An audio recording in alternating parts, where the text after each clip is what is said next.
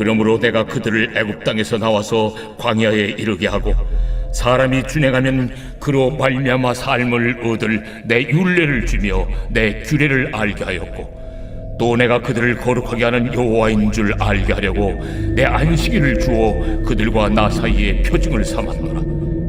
그러나 이스라엘 족속이 광야에서 내게 반역하여 사람이 준행하면 그로 말미암아 삶을 얻을 나의 율례를 준행하지 아니하며 나의 규례를 멸시하였고 나의 안식일을 크게 더럽혔으므로 내가 이르기를 내가 내 분노를 광야에서 그들에게 쏟아 멸하리라 하였으나 내가 내 이름을 위하여 달리 행하였었나니 내가 그들을 인도하여 내는 것을 본 나라들 앞에서 내 이름을 더럽히지 아니하려 하였음이로라.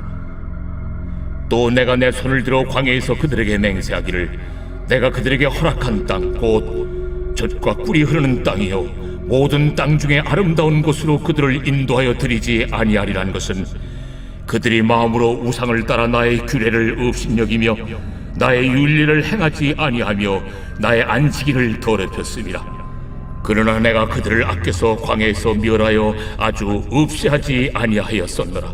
내가 광야에서 그들의 자손에게 이르기를 너희 조상들의 율례를 따르지 말며 그 규례를 지키지 말며 그 우상들로 말미암아 스스로 더럽히지 말라. 나는 여호와 너희 하나님이라.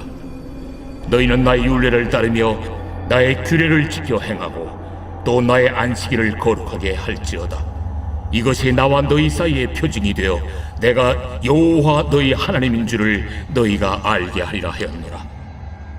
그러나 그들의 자손이 내게 반역하여 사람이 지켜 행하면 그로 말미암아 삶을 얻을 나의 율례를 따르지 아니하며 나의 규례를 지켜 행하지 아니하였고 나의 안식일을 더럽힌지라. 이에 내가 이러기를 내가 광야에서 그들에게 내 분노를 쏟으며 그들에게 내 진노를 이루리라 하였으나 내가 내 이름을 위하여 내 손을 막아 달리 행하였나니 내가 그들을 인도하여 내는 것을 본 여러 나라 앞에서 내 이름을 더럽히지 아니하려 하였음이로라. 또 내가 내 손을 들어 광야에서 그들에게 맹세하기를 내가 그들을 이방인 중에 흩으며 여러 민족 가운데 해치리라 하였나니 이는 그들이 나의 규례를 행하지 아니하며 나의 율례를 멸시하며 내 안식일을 더럽히고 눈으로 그들의 조상들의 우상들을 사모함이며 또 내가 그들에게 선하지 못한 율례와 능히 지키지 못할 규례를 주었고 그들이 장자를 다 화제로 드리는 그 예물로 내가 그들을 더럽혔음은 그들을 멸망하게 하여 나를 여호와인 줄 알게 하려 하였습니다. 여러분 반갑습니다. 오늘도 큐티로 여는 기막힌 하루입니다. 본문 말씀 에스겔서 20장 10절부터 26절의 말씀입니다. 신약 성경의 에베소서 2장 1절의 말씀을 보면 매우 무서운 사망 선고의 말씀이 있습니다. 거기에 보니까 우리의 죄와 허물로 말미암아 우리가 죽었다라고 말하고 있습니다. 자, 그런데 이렇게 죄로 말미암아 죽었던 우리를 하나님께서 다시 살리시기로 작정하셨습니다. 그리고 우리를 살리기 위해 하나님께서 우리에게 주신 선물이 있다는 것입니다. 자, 오늘 본문을 보면 특별히 11절, 13절, 21절에서 반복되고 있는 표현이 있는데 그것은 그로 말미암아 삶을 얻을 이라는 표현입니다. 하나님께서 우리를 살리시기 위해 이것을 주셨다는 것입니다. 그러면 우리를 살게 하는 바로 그것이 무엇입니까? 우리가 그것을 함께 나누길 원하는데요. 첫 번째로 먼저 하나님의 말씀이 우리를 살게 한다는 것입니다. 자, 다시 11절의 말씀에 보니까 사람이 준행하면 그로 말미암아 삶을 얻을 내 율례를 주며 내 규례를 알게 하였다라고 하십니다. 자, 여기서 율례와 규례는 성경을 지칭하는 각기 다른 표현입니다. 즉 하나님의 말씀인 성경은 우리를 살리시기 위해서 주신 하나님의 선물이라는 것입니다. 그러면 이 성경이 어떻게 우리를 살게 합니까? 아까 제가 서두에서 에베소서 2장 1절의 말씀을 인용했는데요. 아까 우리가 무엇으로 말미암아 죽었다고 했습니까? 우리의 죄와 허물이 우리를 죽게 했다는 것입니다. 그렇기 때문에 하나님의 영감된 말씀이 하는 가장 중요한 일은 바로 우리의 죄를 깨닫게 하는 것입니다. 성경은 우리의 감추어진 죄와 허물을 보게 하고 깨닫게 하므로 회개하여 주님께로 돌아갈 생명을 얻게 할 목적으로 우리에게 주어진 하나님의 선물입니다. 자, 그런데 오늘날 많은 성경의 교사들이 성경에 주어진 목적을 변개하고 왜곡하여 본질이 아닌 것에 집중하게 만드는 것입니다. 그래서 어떤 사람들은 성경을 통해 위로를 얻을 수 있다고 말하기도 합니다. 또 어떤 사람은 성경을 통해 성공하고 복받는 비결을 배울 수 있다고도 말합니다. 심지어 어떤 사람은 성경을 통해서 경영과 리더십의 비결을 배우게 된다라고 말하는 사람도 있습니다. 자, 물론 이런 것들이 다 틀린 것은 아닙니다. 성경은 우리의 삶의 모든 원리와 원칙을 담고 있습니다. 그러나 아무리 성경을 통해 대단한 지식과 지혜를 발견했다 하더라도 말씀을 통해 내 죄를 보고 회개하여 예수님을 나의 구원자와 주님으로 영접하지 못했다고 한다면 그는 성경을 통해 아무것도 깨달지 못하는 사람에 불과한 것입니다. 저도 그랬습니다. 저는 신앙의 연조가 있는 가문에서 모태신앙으로 태어났고 심지어 목사가 되기까지 했습니다. 그러니 그동안 얼마나 많은 예배를 드리고 설교를 들으며 성경을 읽었겠습니까? 그런데 놀라운 사실은 그 속에서 내 죄를 보지 못했다는 것입니다. 사실 그 전까지, 제가 구속사의 말씀을 알기 전까지 누구도 저에게 이 성경이 내 죄를 보고 깨달아 회개하려고 주신 말씀이라고 가르쳐주는 사람이 한 사람도 없었습니다. 그리고 저도 그렇게 가르치지 않았습니다.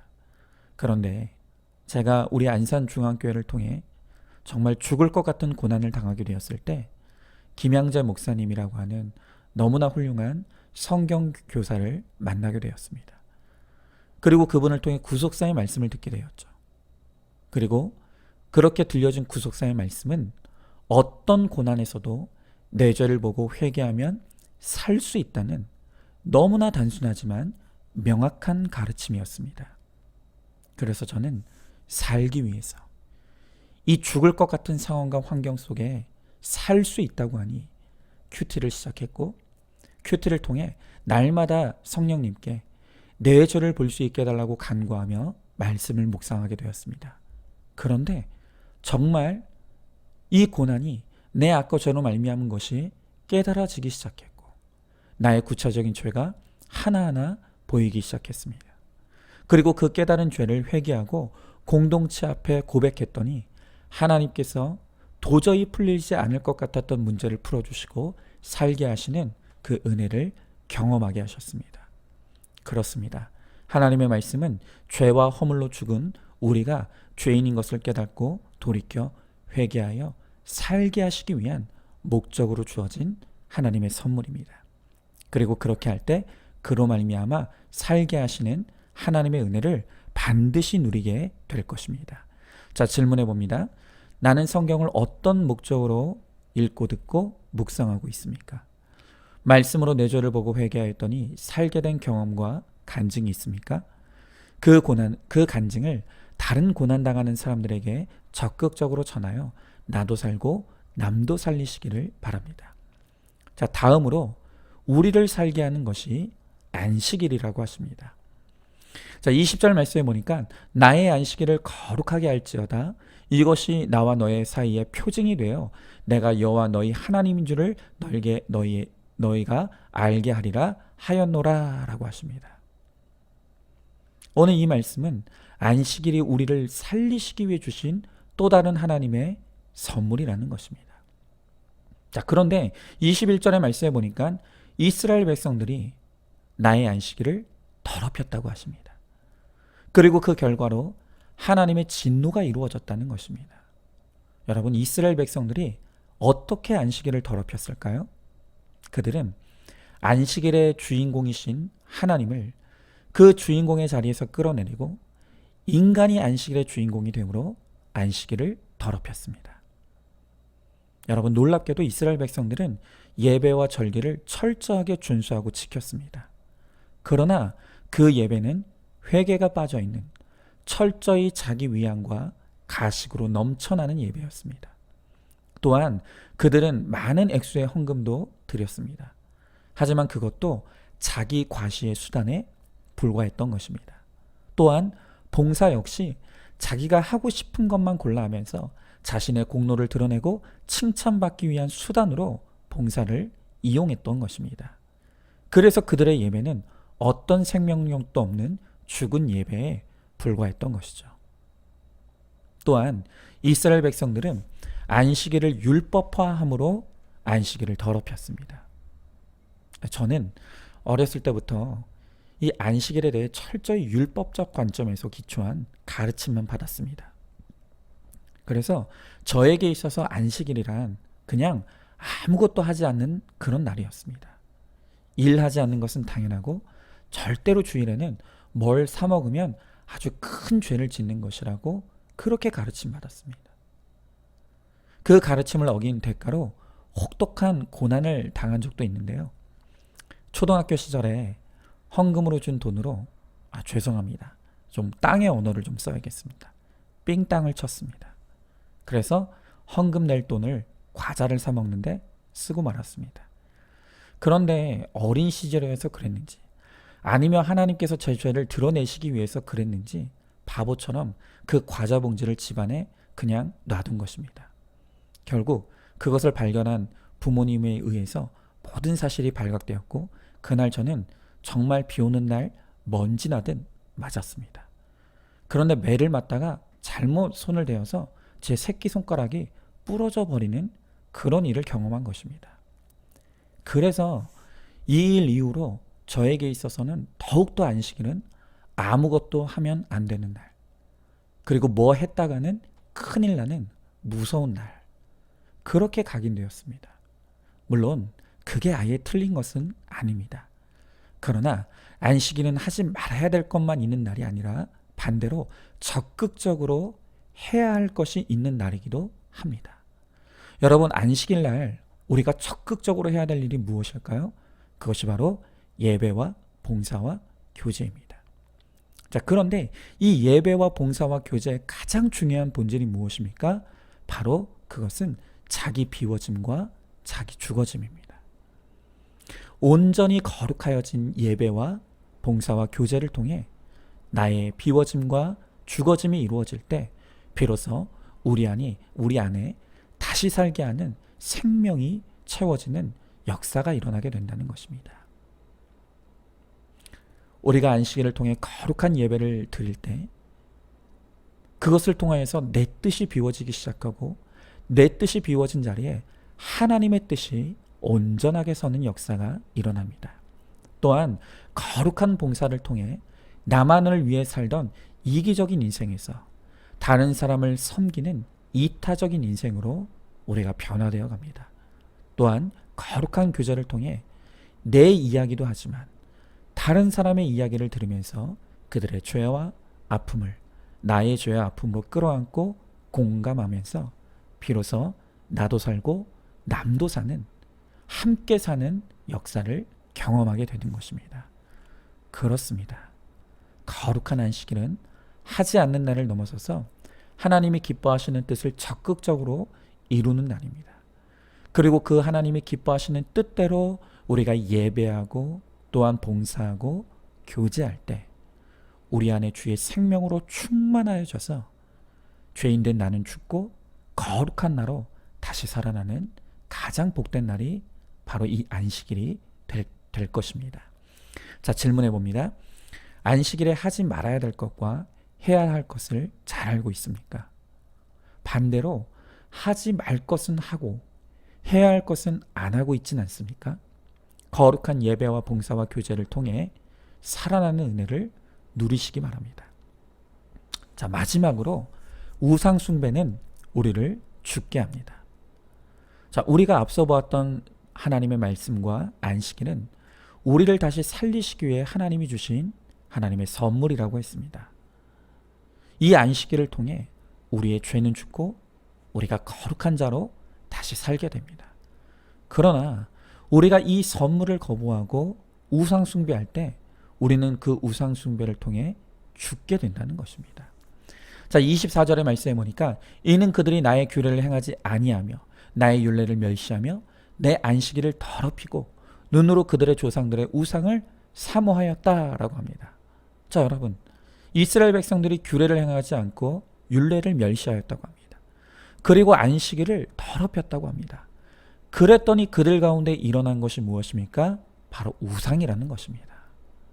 자, 여러분, 우상이란 지독한 자기 사랑입니다. 왜냐하면 우상의 본질은 인간의 내면에 있는 죄된 욕심과 야망이 형상화된 것이기 때문입니다. 인간은 이 땅에서 끝없이 풍요를 누리고 싶어 했습니다. 그래서 그것을 위해 풍요의 신을 만들어냈습니다. 또 인간은 이 땅에서 날마다 이기고 이기는 전쟁의 승리를 원했습니다. 그래서 그들은 전쟁의 신을 만들어냈습니다. 심지어 성경은 술 취하는 것이 방탕한 것이라고 했는데 인간은 술을 끝없이 마시고 술 취함으로 방탕한 것을 정당화하고 합리화하기 위해서 신을 만들었는데 그 신이 우리에게는 자양강장제로 유명한 그 바카스로 유명한 술의 신 바쿠스입니다. 이렇게 사람들이 자기 욕망과 자기 욕심을 이룰 수단으로 수많은 거짓 신들과 우상들을 만들어냅니다. 자, 그런데 이렇게 자기 욕심과 야망을 추구하는 삶의 결론이 무엇입니까? 그 죽음이라는 것입니다. 야고보서 1장 15절에서도 욕심이 잉태한 즉 죄를 낳고 죄가 장성한 즉 사망을 낳는다고 합니다. 그렇습니다. 우리의 육이 살게 될 때 육신은 도대체 만족이라는 것을 모릅니다. 그래서 더 많은 물질, 더 많은 음식, 더 크고 좋은 집, 더를 외치다가 끝없이 죄를 짓고 그 죄로 말미암아 결국 내 육도 영도 다 죽고 마는 것입니다. 그래서 하나님은 우리를 살리시기 위해 실패하고 망하고 빼앗기는 사건을 통해서 육을 무너뜨리시고 육이 무너진 그 자리에 영을 세우시는 영의 성전을 세우시고 우리와 함께 하셔서 우리를 다시 살리시고자 하는 것입니다. 우리는 하나님께서 주신 이 선물과 같은 말씀과 안식일을 통해 거룩하여져서 모든 우상은 무너지고 주와 함께 생명으로 구원에 이르는 우리 모두가 되기를 소망합니다. 자, 적용해 봅니다. 육이 살아 욕심을 이루고 있는 것이 무엇입니까? 우리 인생에 찾아온 망하고 실패하는 사건이 내가 죽는 사건이 아니라 도리어 나를 살리시기 위해 주신 하나님의 축복의 사건인 것을 믿으십니까? 육이 무너져야 영이 세워짐을 믿고 모든 욕심과 우상이 무너져 거룩함으로 살아나는 우리와 우리 가정이 되기를 소망하시고 간구하시기 바랍니다. 자, 오늘도 10월 8일 보석상자입니다. 지금 나에게 주어진 모든 것은 나에게 꼭 맞는 나무 십자가입니다. 그 나무 십자가가 너무 초라해 보여 금 십자가로 바꾸면 무거워서 멜 수가 없습니다. 그래서 향기 나는 장미 십자가로 바꿔매니 가시에 찔려 멜 수가 없습니다. 결국 처음 주신 나무 십자가가 조금은 초라해 보여도 내게 가장 잘 맞는 십자가입니다. 그 십자가를 잘 짊어지고 가는 것이 나에게 맡기신 사명입니다. 아멘. 오늘도 큐티로 기막힌 하루를 살아내는 하늘가족 공동체 우리 모든 성도님 되시기를 주님의 이름으로 축복합니다.